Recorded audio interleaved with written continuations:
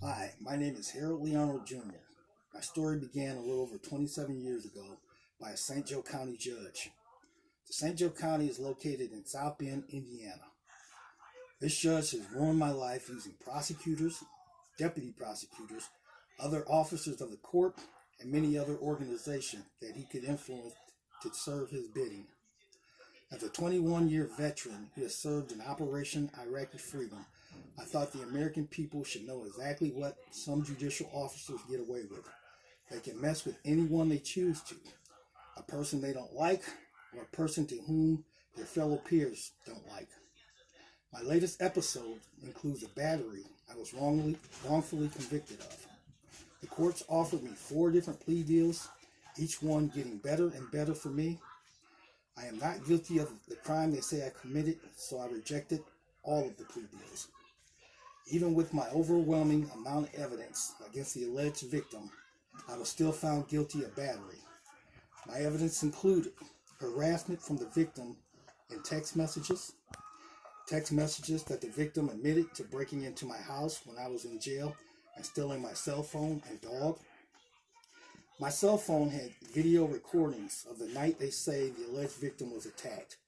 I have evidence like a police report to where the alleged victim's boyfriend brought my dog back while the police were present. Evidence she had assaulted me in the past, text from her mother who said she had a drinking problem, an email from my security company saying the video footage had been deleted while my phone was in her possession. It included witnesses who she admitted to assaulting me. There's a lot more evidence I could tell you about, and none of it was presented in court. I was convicted by their key witness, the alleged victim's son, a 6-year-old boy with autism. I have 6 CDs presented to me by the deputy prosecutor that disproves her allegations to the fullest. I am currently serving 660 days on probation, but I have filed for an appeal. The courts ordered me to take classes that admit I attacked the alleged victim. I believe it was an attempt to destroy any chance that I have of getting my conviction overturned. If I attended any classes saying I was guilty, it would be sent to the courts of appeal and my conviction would be upheld. I already feel uneasy about my appeals because the highest judge in the appeals court is the one prosecutor who first started all this highly illegal activity against me 27 years ago. I don't know what the courts are going to do with me refusing to take their classes. I have spoken with the counselors of the program, and in their contract, they say they were going to give my information to the alleged victim. I currently have a restraining order against the alleged victim. After I got out of jail and before my trial, she harassed me so much, I had to file for a restraining order. The court ordered a restraining order for me, but that didn't stop her from coming up to my job, leaving notes on my truck, creating 3 accounts, and leaving me all kinds of texts, riding past my house, and even texting me saying she was pregnant. After deleting my security video, she gave my phone to the police. I still had lots of evidence on my phone, including a conversation with her brother asking him to come and pick her up because she was starting to get violent in that night in question. I later found out this woman had multiple battery charges against her, one where she spent 9 months in jail for stabbing someone.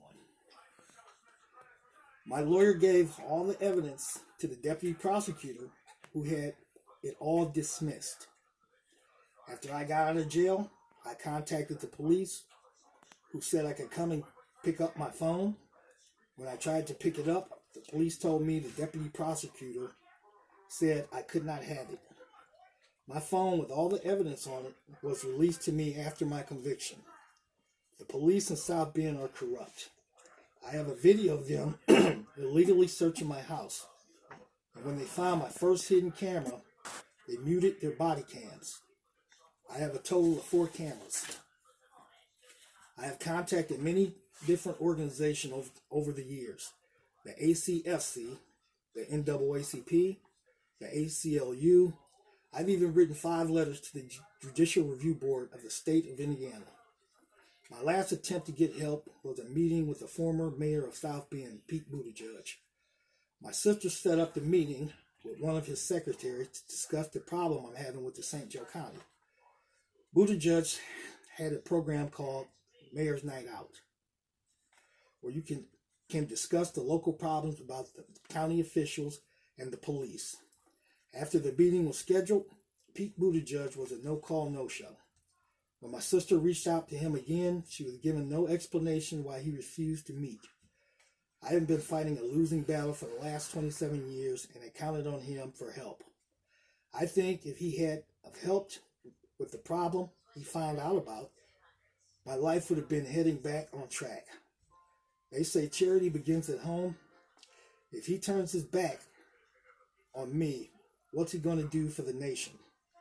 Because of the corruption of a team he used to lead, I've lost my house, my job of almost 8 years, and I was forced to move to a different county. If he can turn his back on a veteran, just imagine, what would he do for the American people? Since I have an overwhelming amount of evidence that dates back better than 27 years against this judge, I now feel that my life is in danger. I'm now trying to reach out to somebody, anybody who can help me in this fight for my life against the